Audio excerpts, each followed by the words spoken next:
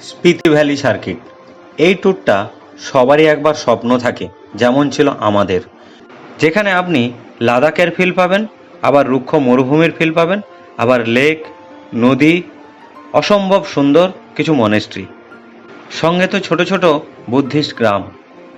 এই সব নিয়ে 7 থেকে 10 দিনের এক উত্তেজনাপূর্ণ ট্যুর। একেবারে শুরু হয় সিমলা দিয়ে, শেষ হয় মানালি দিয়ে। আপনি যে দিক থেকে খুশি শুরু করতে পারেন, তবে 7 থেকে 10টা দিন হাতে রাখা জরুরি।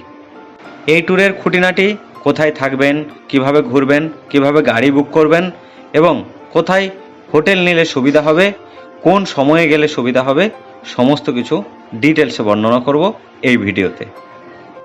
সিমলা থেকে যতই আপনি স্পিতি ভ্যালির দিকে যাবেন, ততই রূপ আলাদা আলাদা এবং বৈচিত্র্যময়।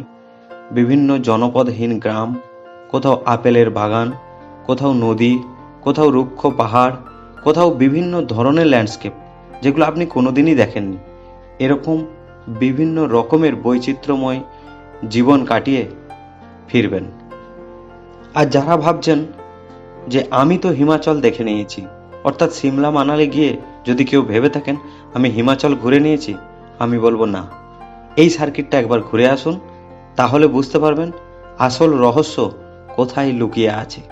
হাওড়া থেকে বা কলকাতা থেকে একটাই ট্রেন আছে যেটাতে গেলে সব থেকে কম খরচে এবং ঠিকঠাক মতো পৌঁছে যাবেন এই ট্যুরের ডেস্টিনেশনে। সেটা হলো নেতাজি এক্সপ্রেস। রাত্রি 9:55 ছেড়ে পরের দিন ভোর 3টের সময়, অর্থাৎ 29 ঘন্টা পরে কালকাতে গিয়ে পৌঁছায়। এই ট্রেনের নাম ছিল আগে কালকা মেল, বর্তমানে এই ট্রেনটি নেতাজি এক্সপ্রেস নামে চলে। এছাড়াও আরও অনেকগুলো ট্রেন রয়েছে, যাতে গেলে আপনারা দিল্লি থেকে অথবা চণ্ডীগড় থেকে অথবা আম্বালা ক্যান্ট থেকেও এই ট্যুরটা সাজাতে পারেন। তবে চণ্ডীগড় এবং কালকা থেকে সব থেকে বেস্ট রুট এবং গাড়ি পেতে সমস্ত কিছু দিক থেকে সুবিধা। প্রথমেই বলে দিই, এই স্পিতি ভ্যালি ট্যুর শুরু হয় মোটামুটি মার্চ এপ্রিল থেকে। যারা মার্চ এপ্রিলে যাবেন তারা পুরো সার্কিট কমপ্লিট করতে পারবেন না, অত্যধিক তুষারপাতের কারণে এখানে ওয়েদার খুব খামখেয়ালিপনা। সেই জন্য পুরো কমপ্লিট না করেই আপনাকে ফিরে আসতে হবে মাঝপথ থেকে। যদি মোটামুটি মে মাসের পরে যান, তাহলে মে, জুন, জুলাই, আগস্ট, সেপ্টেম্বর এবং অক্টোবরের প্রথম সপ্তাহ পর্যন্ত ধরে রাখুন সমগ্র সার্কিটটা কমপ্লিট করতে পারবেন। তবুও কিন্তু এখানে গ্যারেন্টি দেওয়া যায় না, কারণ সব সময় সব রাস্তা খোলা থাকে না, কারণ পুরো রাস্তাটাই বিপদ সংকুল। এমনও জায়গা আছে যেখানে আপনি পৌঁছে ভাববেন আমি পৃথিবীর বাইরে চলে এসেছি, এক অন্য গ্রহ, যেখানে মাত্র কয়েকটা বাড়ি, এরকম ছোট ছোট গ্রাম এবং যেখানে আর অন্য কোনো যোগাযোগ ব্যবস্থাই নেই। এই শুধুমাত্র একটা সড়ক পথের মাধ্যমে আপনাকে ফিরতে হবে সিমলা বা মানালি পর্যন্ত, তবে আপনি সেই জনমানবের দেখা পাবেন। তবে চলুন দেখে নেওয়া যাক বাকি পুরো ডিটেলসটা। প্রথমে হাওড়া থেকে ট্রেন ধরে চলে আসুন চণ্ডীগড় অথবা কালকাতে। সব থেকে বেস্ট অপশান আমি বললাম নেতাজি এক্সপ্রেস। তাছাড়াও আরও অনেকগুলো ট্রেন আছে, সেগুলো একবার দেখে নিতে পারেন। কালকা থেকে যদি আপনারা মনে করেন যে টয় ট্রেনে একবার চড়বো, সেখানে কালকা থেকে টয় ট্রেনে চড়ে সিমলা পর্যন্ত চলে আসতে পারেন। কারণ কালকাতে আপনি ভোরে নেমে যাবেন, কালকা থেকে সিমলা পর্যন্ত 4-5 ঘন্টায় আপনি টয় ট্রেনে পৌঁছে যাবেন সিমলা। কিন্তু ট্যুরটা শুরু করুন চণ্ডীগড় বা কালকা থেকে, তাহলে সব থেকে ভালো হবে। हैप्पी है अच्छा नाइन चार्ज में एसोसिएशन का 8295878362। সেক্ষেত্রে সিমলা থেকে শুরু করলেও কোনো অসুবিধা নেই। তবে এই ট্যুরের প্রথমেই বলে রাখি, এটা কিন্তু একটু কস্টলি ট্যুর, কারণ আপনি যদি একা বা কোনো সিঙ্গেল ফ্যামিলি ট্যুরটা শুরু করেন, তাহলে আমি বলবো ট্রাভেল এজেন্সি সেফ, কারণ সেখান থেকে আপনি এজেন্সির মাধ্যমে যে ট্যুরটা আপনি পাবেন, যে প্যাকেজটা পাবেন, একা গেলে তার থেকে বেশি কিন্তু খরচ বেশি হবে।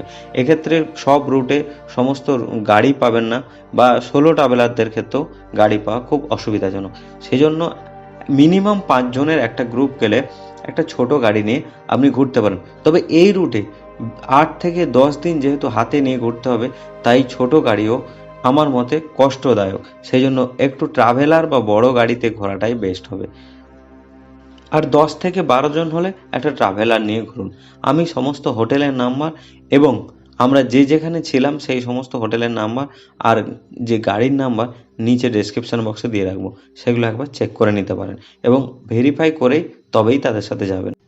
আমরা শুরু করেছিলাম হাওড়া স্টেশন থেকে নেতাজি এক্সপ্রেস দিয়ে। নেতাজি এক্সপ্রেসে জার্নিটা বেশ কমফোর্ট এবং খুব সুন্দরভাবে 29 ঘন্টাতে আমরা কিন্তু পৌঁছে গেলাম কালকা স্টেশনে। একদম রাইট টাইমে ট্রেন এসে পৌঁছালো কালকা স্টেশনে। কালকা স্টেশনের বাইরে থেকে আমরা এই হ্যাপি ভাই, যিনি এইখানকার ইউনিয়নের একজন মেম্বার, ওনার এই নাম্বার আপনারা রেখে দিতে পারেন এবং ওনার থেকে গাড়ি নিয়েছিলাম, কারণ উনি একটা গাড়ি দিয়েছিলেন এবং তারপরে আমরা যদিও পরে চেঞ্জ করে নিলাম, কারণ আমরা দেখলাম ওই গাড়ি হবে না, ওনাকে বলেই সেখান থেকে আমরা কিন্তু চেঞ্জ করে নিলাম। আমরা ইনোভা থেকে চেঞ্জ করে নিয়ে নিলাম। একটা সুন্দরভাবে আমাদেরকে চলতে হবে, এই রাস্তা খুবই বিপদসংকুল, পদে পদে আপনাকে তাদের সাহায্য নিয়েই চলতে হবে। যাই হোক, আমাদের জার্নি শুরু হলো কালকা স্টেশন থেকে। প্রথমে এসেই সকাল হতেই আমরা একটা চায়ের দোকানে বসলাম, একটু চা খেয়ে আবার জার্নি শুরু। প্রথমে এসে আমরা উঠলাম সিমলাতে। সিমলায় উঠে প্রথমে একটা হোটেল নিয়ে নেন। হোটেল কোথায় নেবেন? সিমলা কালীবাড়ির আশেপাশে প্রচুর হোটেল রয়েছে এবং কালীবাড়ির আশেপাশে হলে ম্যাল এবং কালীবাড়ি দুটোই সুবিধা হবে। সিমলাতেও দু একটা হোটেলের ফোন নম্বর আমি দিয়ে রাখছি। আমরাও প্রথমে এসে হোটেলে উঠলাম। হোটেলটা বেশ সুন্দর এবং হোটেল থেকে আমরা পুরো সিমলা শহরের ভিউটা দেখতে পাচ্ছিলাম। তারপরে সেখানে ব্যাগপত্র রেখে চলে গেলাম আমরা ম্যালেতে। সিমলা ম্যাল, সেই বহু আকাঙ্ক্ষিত সিমলা ম্যালের চার্চ, এখানে তো ঘুরতেই হবে। তাছাড়াও জাকু টেম্পল, সিমলা কালীবাড়ি, সন্ধ্যাবেলা সিমলা কালীবাড়িতে সন্ধ্যা আরতি দেখুন। দুপুরে সিমলা কালীবাড়িতে খাবার খেতে পারেন, কারণ সিমলা কালীবাড়িতে বাঙালি খাবার দাবার পাওয়া যায়, সেইও ভিডিও আপনাদের দেখিয়েছি। এখানে কুপন সিস্টেম, সেখান থেকে কুপন কেটে দুপুরে বা রাত্রে খাবার খেয়ে নিতে পারেন। সিমলাতে সেই দিনটা ফাগু ভ্যালি এবং কুপরি ঘুরে আসতে পারেন। যদিও বিশেষ কিছু আমার মনে হয়নি ফাগু ভ্যালি বা কুপরিতে, শুধুমাত্র টাকার খেজ, আর অন্য কিছু নেই। কারণ 500 থেকে 2000 টাকা পার হেড ঘোড়ায় করে হোক গাড়ি করে হোক ঘুরতে গেলে সেখানে আপনাকে এই চার্জগুলো দিতেই হবে এবং আপনি যে স্পটগুলো দেখবেন তার থেকে আরও বহু কিছু অপেক্ষা করছে সামনে আপনার জন্য। অর্থাৎ সিমলা থেকে আপনি যত স্পিতি ভ্যালির দিকে এগোবেন, আপনার মনের মধ্যে আকাঙ্ক্ষা, ইচ্ছা, কত কিছু যে পূর্ণ হতে থাকবে আপনি ভাবতেই পারবেন না। তাই আমার মতে কুপরি বা ফাগু ভ্যালি আপনি স্কিপ করতেই পারেন। এই দিনটা একটা রাত সিমলাতে থেকে পরের দিন সকাল সকাল বেরিয়ে পড়ুন সিমলা থেকে ব্যাগপত্র গুছিয়ে। অর্থাৎ এই রুটে আপনাকে প্রত্যেক দিন প্রায়ই 100 কিলোমিটারের কাছাকাছি জার্নি করতে হবে এবং আপনাকে হোটেলও চেঞ্জ করতে হবে, তাই সেইভাবেই প্রস্তুত নিয়েই এগোতে হবে। যাওয়ার পথে পড়বে নারকান্ডা। নারকান্ডা হাঁটু মাতার মন্দির। এই হাঁটু পিক দারুণ সুন্দর। এখানে কিন্তু ছোট গাড়ি ছাড়া কোনো গাড়ি অ্যালাউ নেই। ওনাদের সিন্ডিকেটের ইউনিয়নের গাড়ি এই হাঁটু পিকের আগে 6 কিলোমিটার আগে থেকেই নিতে হবে, সেই গাড়ি করে আপনাকে পৌঁছতে হবে ওপরে এই হাঁটু মাতার মন্দিরে। এই হাঁটু পিকের উচ্চতা 3400 মিটার এবং এখান থেকে 360 ডিগ্রি একটা প্যানোরামিক ভিউ দেখা যায়, দারুণ সুন্দর সেই ভিউ। সেখান থেকে নেমে এসে আস্তে আস্তে চলে আসুন, দুপুরের লাঞ্চ করে রামপুর হয়ে পৌঁছে যান সারাহানে। আমরা অবশ্য রামপুরে ছিলাম, রামপুরেও থাকতে পারেন। নদীর ধারে দারুণ সুন্দর একটা হোমস্টে, সেই হোমস্টেতে আমরা একটা রাত কাটিয়েছিলাম। এই সত্য সাই এই হোমস্টে, তার ফোন নাম্বার আমি দিয়ে রাখছি, আপনারা দেখে নিতে পারেন। তো এখানে রুমগুলো দারুণ সুন্দর, নদীর ধারে কুলকুল শব্দ, অসম্ভব একটা ওয়েদার এবং দারুণ সুন্দর একটা হোমস্টে। এনাদের ব্যবহারও খুব ভালো লেগেছিল আমাদের। তবে রামপুরে যারা থাকবেন না তাদের আমি বলবো সিমলা থেকে এই হাঁটু পিক দেখে সোজা চলে আসুন সারাহানে। সারাহানে আশেপাশে প্রচুর পরিমাণ হোমস্টে এবং হোটেল রয়েছে। সারাহানে সকাল সকাল উঠে পরের দিন ফ্রেশ হয়ে হোটেল ছেড়ে দিয়ে আপনারা চলে আসুন একেবারে ভীমাকালী মন্দিরে। এই ভীমাকালী মন্দির দারুণ জাগ্রত এবং বহু পুরনো পাথরের তৈরি এক মন্দির। এখানে আপনারা ভীমাকালী মন্দির দর্শন করুন এবং সুন্দরভাবে দর্শন করে একদম মায়ের আশীর্বাদ নিয়ে এগিয়ে চলুন সেই কল্পা কিন্নরের উদ্দেশ্যে। কারণ এই কিন্নর ডিস্ট্রিক্ট শুরু হয়ে যাচ্ছে সারাহানের পর থেকেই। এত সুন্দর পাহাড়ি টানেল, ভিউ দেখতে দেখতে আপনার মন ভরে যাবে।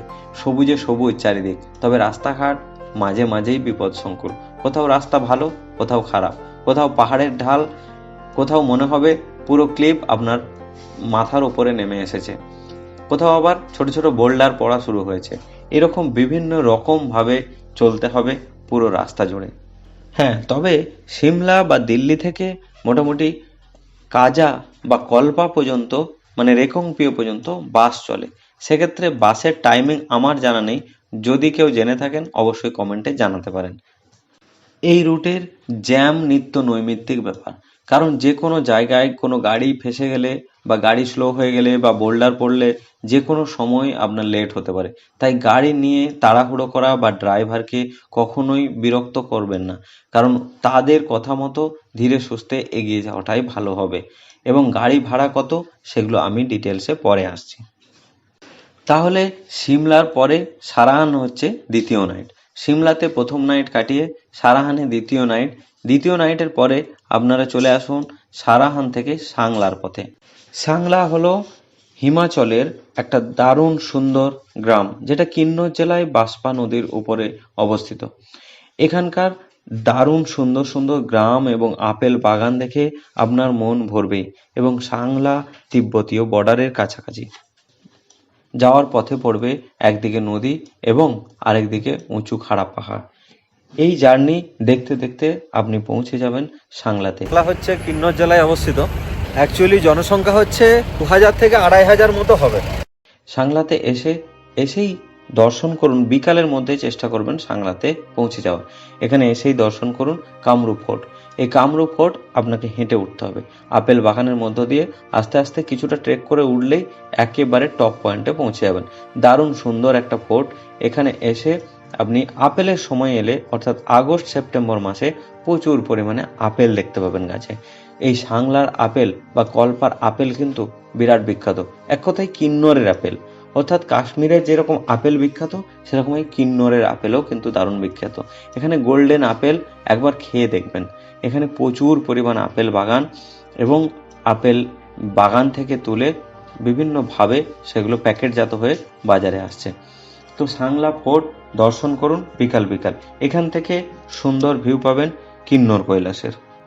এই কিন্নর কৈলাসের ভিউ দর্শন করুন, দারুণ সুন্দর একটা বিকেল কাটবে আপনার এইখানে। আমরা এই মুহূর্তে আছি কর্মা ফোর্টে। এই হচ্ছে কর্মা ফোর্টের মূল স্তম্ভটা। আর এইদিকে ঢুকেই ডান দিকে আছে কামাখ্যা মায়ের মূর্তি। আর এখানে ঢোকার নিয়ম হচ্ছে এরকম টুপি আর এরকম কোমরবন্ধনী নিয়ে পরে আসতে হবে। আর এইদিকে কিন্নর কৈলাস দেখা যাচ্ছে। এই কিন্নর কৈলাস তো দেখালাম। এই মুহূর্তে আর রোদ পড়ছে না, এইদিকে হয়ে গেছে, ছাওয়া পড়ে গেছে। চারিদিকে পুরো আপেল বাগান। আর এই সাংলা ভ্যালিতে এসে মানে দারুণ সুন্দর, আজকে একটা দারুণ সুন্দর বিকেল উপভোগ করলাম। ডে 3-তে এখানেই স্টে করুন, অর্থাৎ সাংলাতে, সেই বাসপা নদীর ভ্যালির উপরে। এখানেও প্রচুর পরিমাণে হোটেল এবং হোমস্টে রয়েছে, কারণ আপনারা যে কোনো জায়গাতেই বেঁচে থাকতে পারেন। তবে কিছু কিছু জায়গায় বুক করে আসুন, আবার কিছু জায়গায় বুকিং না করলেও কিন্তু পেয়ে যাবেন। তবে রেট আমি বলবো মোটামুটি 1000 থেকে 2000 বা 2500 বিভিন্ন রকমভাবে রেট কিন্তু ঘোরাফেরা করে। সাংলা থেকে ব্যাগপত্র গুটিয়ে সকাল সকাল রওনা দেন ছিটকুলের উদ্দেশ্যে। এই ছিটকুল হলো ভারতের লাস্ট ভিলেজ। এখানে এসে আপনি বুঝতে পারবেন এই বাসপা নদীর যে স্রোত, যে ভিউ, অসম্ভব সুন্দর রাস্তা। এই সাংলা থেকে ছিটকুলের রাস্তা দারুণ সুন্দর। এত সুন্দর একটা সকাল এবং সেই দিনটা আনন্দ উপভোগ করবে যে এই ছিটকুল গ্রাম, সেই গ্রামের থেকে 20 কিলোমিটার গেলেই তিব্বত অর্থাৎ চায়না বর্ডার। ছিটকুলের এই মন্দিরটি 500 বছরেরও বেশি পুরনো বলে সেখানকার মানুষরা মনে করেন। সম্প্রতি দিল্লির আইআইটির অ্যাটমসফিয়ারিক যে সায়েন্সের গবেষণায় উঠে এসেছে, ভারতের এই ছিটকুল গ্রামের যে বাতাস সব থেকে বিশুদ্ধ এবং পরিষ্কার পরিচ্ছন্ন বাতাস। তবে হাওয়ার দাপট কিন্তু দারুণ। আমরা যেহেতু অক্টোবর মাসে গিয়েছিলাম, ঠান্ডা কিন্তু বেশ ভালোই ছিল। সেই জন্য অবশ্যই শীতের পোশাক বেশি করে সঙ্গে রাখবেন। ছিটকুল থেকে ফিরে এসে সাংলাতে লাঞ্চ করে আমরা আবার ফিরে এলাম এই করচম ড্যামের পাশ দিয়ে। এই করচম ড্যাম কিন্তু আপনারা অনেকবারই পাস করবেন। এটা একটা দারুণ ল্যান্ডমার্ক। এখান দিয়ে আমরা যাব রেকংপিও হয়ে আজকে থাকবো কলপাতে, অর্থাৎ কলপার আপেল গার্ডেনে এই সুন্দর হোমস্টেটিতে আমরা আজকে রাত্রিবাস করব। এখান থেকে সামনের এই পাহাড়গুলো খুব সুন্দর দেখা যাচ্ছে, অর্থাৎ ওয়েদার পরিষ্কার থাকলেই আপনি কল্পা থেকে কিন্নর কৈলাসের ভিউ পাবেন। এবং কল্পাতে এসে চিনি গ্রাম ঘুরে দেখুন, বুদ্ধ মনেস্ট্রি ঘুরে দেখুন, নারায়ণ মন্দির ঘুরে দেখুন। আর এত সুন্দর হোমস্টে, এবং পাশেই রয়েছে রায়বাবুর একটা হোটেল, যেখানে আপনি আলু পোস্ত ডাল থেকে ডিমের তরকা, রুই মাছের ঝোল সমস্ত কিছুই পেয়ে যাবেন। তবে এনাদের ফোন নাম্বার রয়েছে, আপনারা কন্ট্যাক্ট করে দেখতে পারেন। কিন্নর কিসের জন্য বিখ্যাত জানেন? এই কল্পা হচ্ছে হিমাচল প্রদেশের কিন্নর জেলার একটা সুন্দর ঐতিহ্যবাহী গ্রাম। রেকংপিওর ঠিক ওপরে, অর্থাৎ রেকংপিও হয়েই আপনাকে যেতে হবে কিন্নরের এই কল্পা গ্রামে। এখানকার উচ্চতা মোটামুটি ৯,৭০০ ফিট। এই গ্রামটা এত পবিত্র, এবং কিন্নর কৈলাস পর্বতমালা সুদৃশ্যর যে রূপ, আপনি দেখে মোহিত হয়ে যাবেন। সবুজ আপেল বাগান, অ্যাপ্রিকটের বাগান, এছাড়াও ঐতিহ্যবাহী কাঠের বাড়িগুলো দারুণ সুন্দর। এই প্রত্যেকটা এই কিন্নর জেলায় বিভিন্ন জায়গায় এরকম মাটির এবং কাঠের বাড়ি দেখতে পাবেন। তাছাড়াও আপনি দেখতে পাবেন প্যানোরামিক ভিউ। অসম্ভব সুন্দর একটা দিন আপনি উপভোগ করতে পারবেন। চারিদিকে সবুজে সবুজ আপেল গাছ। সন্ধ্যাবেলায় এই কল্পার নারায়ণ মন্দিরে সন্ধ্যারতি উপভোগ করুন। চারিদিকে দারুণ সুন্দর একটা 360 ডিগ্রি ভিউ সানসেটের সময় উপভোগ করতে পারেন। গুগল দেখাচ্ছে টেম্পারেচার -1, সেই জন্য স্নোফলও হচ্ছে, স্নোফলেরও একটা ফোরকাস্ট দিচ্ছে। এই চতুর্থ নাইট আমরা কাটিয়েছিলাম কলপাতে। এই কলপার আপেল বাগানে থেকে আপেল তুলে আমরা খেয়েছি, এবং এই কলপার যে মাউন্টেন ভিস্তা হোমস্টে, তার ফোন নাম্বার আপনারা লিখে রাখতে পারেন এবং দেখে রাখতে পারেন। খুব সুন্দর একটা হোমস্টেতে আমরা কাটিয়েছিলাম, এবং এইখানকার যে তাপমাত্রা সেটা সেদিন ছিল -1। এই অক্টোবর মাসের প্রথম সপ্তাহে এতটা তাপমাত্রা নেমে যাবে সেটাও আমরা ভাবতে পারিনি। আর সেই দিন থেকেই শুরু হয়ে গেল খারাপ ওয়েদার, অর্থাৎ স্নোফল। ফোরকাস্টিং দেখাচ্ছিল বিকাল থেকেই স্নোফল, সকালে ঝিরিঝিরি বৃষ্টি, অর্থাৎ স্নোফলেরই পূর্বাভাস। তারপর থেকে আস্তে আস্তে ওয়েদার খারাপ হতে শুরু করলো। এবার আমরা চললাম এই কলপার আপেল বাগান থেকে আপেল খেয়ে দারুণ সুন্দর একটা সকাল নিয়ে এগিয়ে চললাম। কিন্নরের আপেল গাছ থেকে পেড়ে নিয়ে এসেছি, কাটাও হয়েছে। স্নোফল লেগে আছে, কেমন? চিনির থেকেও বেশি মিষ্টি। টাইমে এলে তবেই আপনি এখানকার প্রকৃতিকে সুন্দরভাবে উপভোগ করতে পারবেন। শীতের সময় একরকম রূপ, গরমের সময় একরকম, আপেলের সময় একরকম, আবার বর্ষায় এলে একরকম। তো এই রূপের সৌন্দর্য বা এই রূপের ডালিকে উপভোগ করতে হলে আপনাকে আসতেই হবে বারবার। তবে আমিও চেষ্টা করব আরও কয়েকবার এই স্পিতি ভ্যালি দর্শন করে আসা।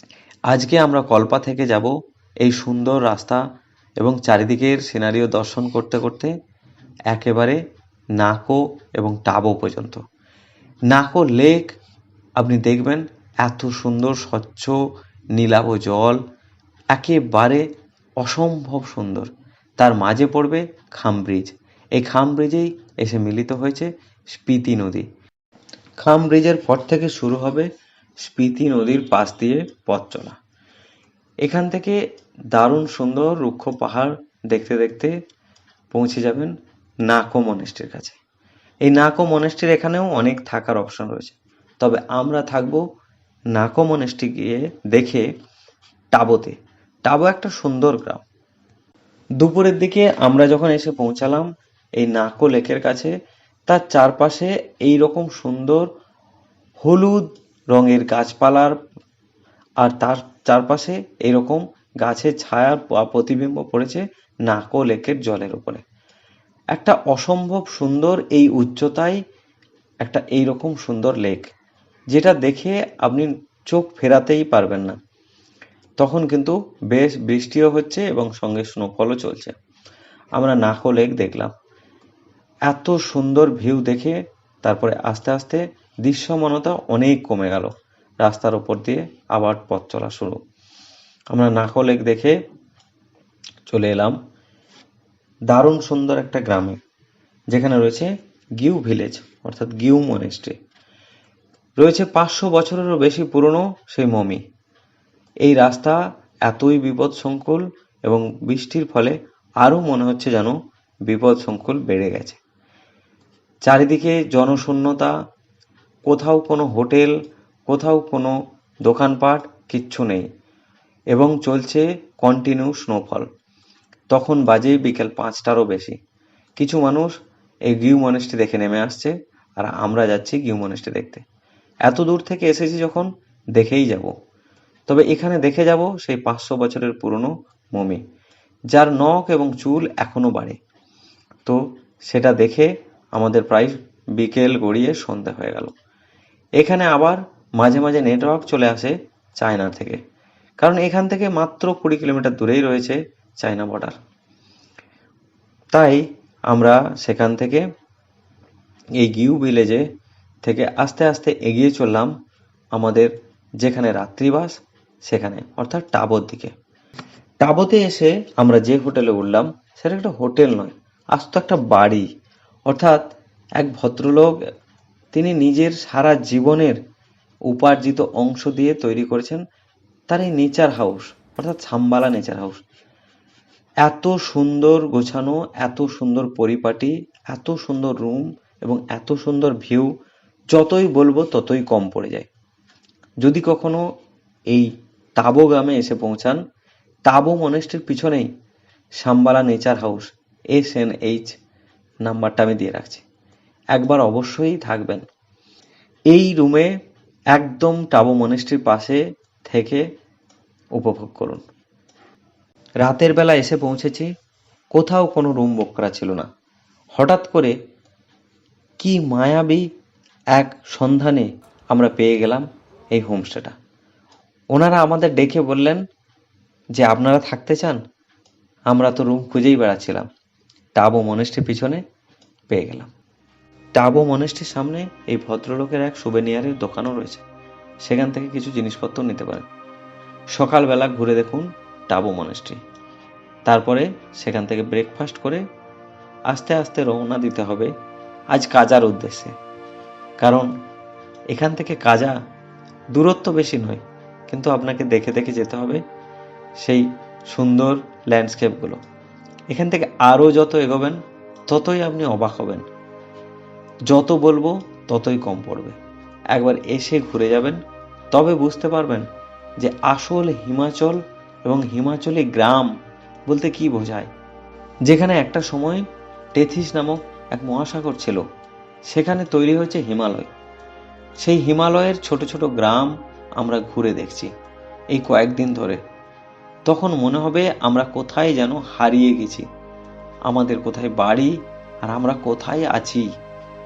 আমি বলতে বলতে আমার গায়ে কাঁটা দিচ্ছে। সত্যি অদ্ভুত সুন্দর।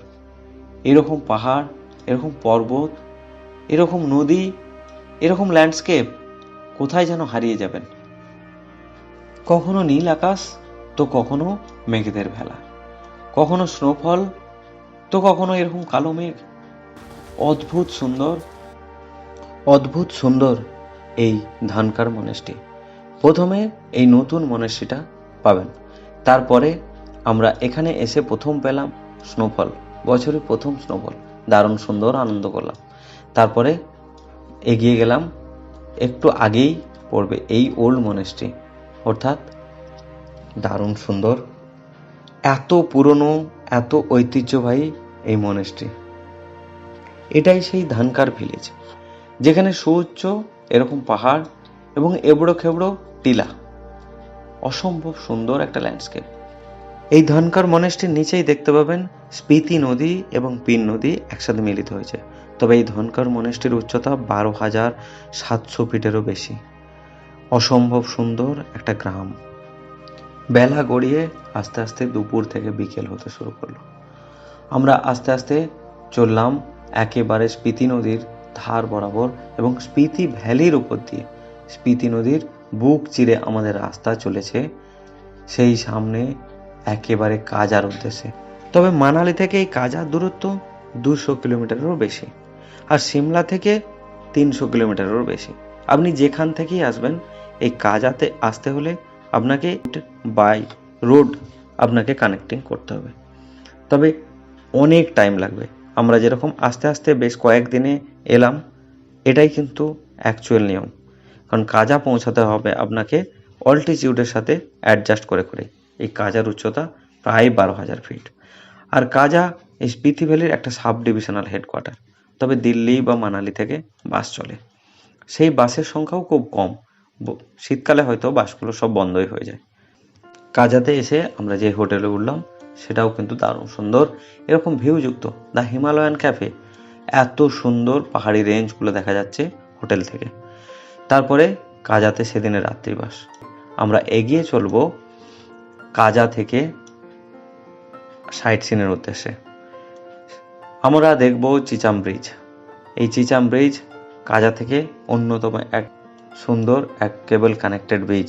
চিচাম ব্রিজ যুক্ত করেছে কিব্বের এবং চিচাম নামক দুটো গ্রামকে। ভাবা যায় দুটো গ্রামকে একটা ব্রিজ যুক্ত করেছে, তার জন্য এত বড় একটা সুন্দর ব্রিজ, যেটা কিনা 13,500 ফিট উচ্চতায় রয়েছে। এবং সেই ব্রিজটা রয়েছে 1000 ফিট ডিপ গিরিখাতের মধ্যে, অর্থাৎ গর্জের মধ্য দিয়ে। অসম্ভব সুন্দর নিচে নদী বয়ে চলেছে, আর দূর থেকে ব্রিজটা দেখতে ঠিক এরকম লাগছে। চিচাম ব্রিজ দেখে আমরা ফিরে এলাম কিব্বের ভিলেজে। এই কিব্বের ভিলেজে তখন বেশ স্নোফল চলছে। এখানে কিন্তু শীতকালে স্নো লেপার্ড দেখা যায়। এই কিব্বের ভিলেজও এক দারুণ সুন্দর। তার পাশেই রয়েছে কি মনেস্ট্রি, যেটা কিনা স্পিতি গেলে আপনারা বহুবার বিভিন্ন ছবি ভিডিও বা গুগলে সার্চ করলেই দেখতে পাবেন। এই কি মনেস্ট্রি হচ্ছে এখানকার আইকন। এই কি মনেস্ট্রিতে আমরা এসে উঠলাম। বহু পুরনো এইখানকার মনেস্ট্রিগুলোর মধ্যে সব থেকে প্রাচীনতম এই মনেস্ট্রি। শীতকালে যার রূপ এরকম বরফ পড়ে গেলে এরকম হয়, গরমকালে সুন্দর এরকম ভ্যালি, অর্থাৎ স্পিতি নদীর পাশেই রয়েছে এই কি মনেস্ট্রি। কি মনেস্ট্রির একটা পাশে রেস্টুরেন্টে আমরা সারলাম সেদিনে দুপুরের লাঞ্চ। ডাল ভাত সঙ্গে এরকম সুন্দর একটা চিকেন চাউমিন। হিমাচলে এলে আপনি চিকেন বিভিন্ন জায়গায় পাবেন, এখানে যে পুরোপুরি নিরামিষ সেটা কিন্তু ধারণা ভুল। ডাল ভাত তরকারির সাথে সাথে আপনারা হিমাচলি খাবার পাবেন, হিমাচলি বিভিন্ন ডিশ ট্রাই করতে পারেন, তার সাথে এরকম চিকেন এগ সব কিছুই পাবেন। তারপরে চলে আসুন লাংজা ভিলেজে। এই লাংজা ভিলেজ হচ্ছে একটা ফসিল ভিলেজ। এখনও নাকি সেখানে সমুদ্রের জীবাশ্ম, একটা সময় যখন হিমালয় পর্বত তৈরি হয়েছিল সেই জীবাশ্মের কথা আমরা ছোটবেলায় ভূগোল বইতে পড়েছি। সেই জীবাশ্ম নাকি এখনও এই গ্রামে মেলে। এই লাংজা ভিলেজের এই বুদ্ধ গোটা চারিদিকে যেন মনে হচ্ছে তাকিয়ে রয়েছে এই বুদ্ধ মূর্তি। সেখান থেকে আরও কিছুটা দূরে কাজা থেকে মাত্র 19 কিলোমিটার দূরেই রয়েছে এই কমিক ভিলেজ। কমিক ভিলেজের উচ্চতা 15,000 ফিটেরও বেশি। এত সুন্দর একটা নির্ভেজাল গ্রাম, যেখানকার জনসংখ্যা শুনলে আপনি অবাক হয়ে যাবেন, মাত্র 150 জনেরও কম। প্রত্যন্ত বৌদ্ধ সম্প্রদায়ের কিছু মানুষ এখানে বসবাস করে। এই অধিক উচ্চতায় অসুস্থতার কারণে বেশিরভাগ মানুষ কিন্তু কাজাতে নেমে চলে আসে। এখানে একটি মনেস্ট্রি রয়েছে, থাঙ্গিউদ মনেস্ট্রি, এবং বিশ্বের সর্বোচ্চ রেস্তোরাঁ স্থান এখানে রয়েছে, যেখানে আপনি কফি টেস্ট করে দেখতে পারেন। এত সুন্দর একটা গ্রাম, আমরা সেখানে অনেকক্ষণ সময় কাটালাম। এবং বিশ্বের এক অন্যতম সর্বোচ্চ স্থায়ী জনবসতিপূর্ণ গ্রামগুলির মধ্যে একটি হলো এই কমিক ভিলেজ, যেখানে মোটরওয়েল রোডের সাথে যুক্ত। আসুন একটু নিচের দিকে নেমে, অর্থাৎ হিকিম, যেখান থেকে চিঠি পোস্ট করতে পারেন আপনি। অর্থাৎ পৃথিবীর সর্বোচ্চ পোস্ট অফিস রয়েছে এই গ্রামে, এখনও চালু রয়েছে। আপনি নিজের বাড়ির অ্যাড্রেসে সেখান থেকে চিঠি পোস্ট করুন এবং চলে আসুন। আপনি বাড়ি আসার পর দেখবেন সেই চিঠি আপনার বাড়ি হয়তো এসে পৌঁছাবে একদিন। এবার এই ট্যুরের ওয়েদার খারাপ হওয়ার জন্য আমাদের যে কপাল খারাপ, সেটাই হলো জীবনে একবার অন্তত চন্দ্রতাল দেখব, এই শব্দটা আমরা কমপ্লিট করতে পারলাম না। কারণ আমাদের ইচ্ছা ছিল, আমাদের প্ল্যানও ছিল লোসার হয়ে আমরা পৌঁছাবো চন্দ্রতাল, এবং কুঞ্জুম পাস লোসার দেখে আমরা ফিরবো মানালি হয়ে। অটল টানেল শিশু তো আছেই, কিন্তু ওই একটা জিনিস, প্রকৃতি বাদ সাজলো।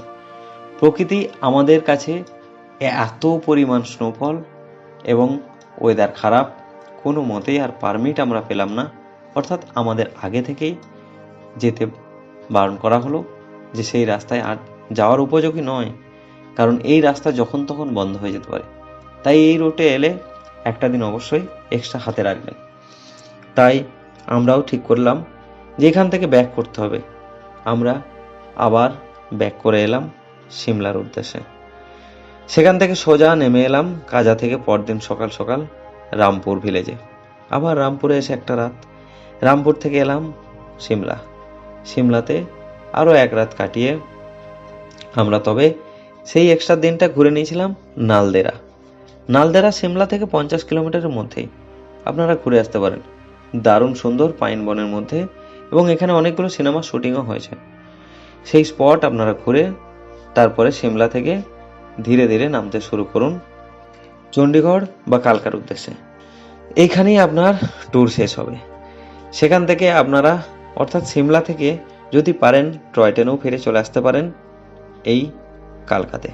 কালকাতে একটা টয় ট্রেনের সাথে কানেক্টিং রয়েছে।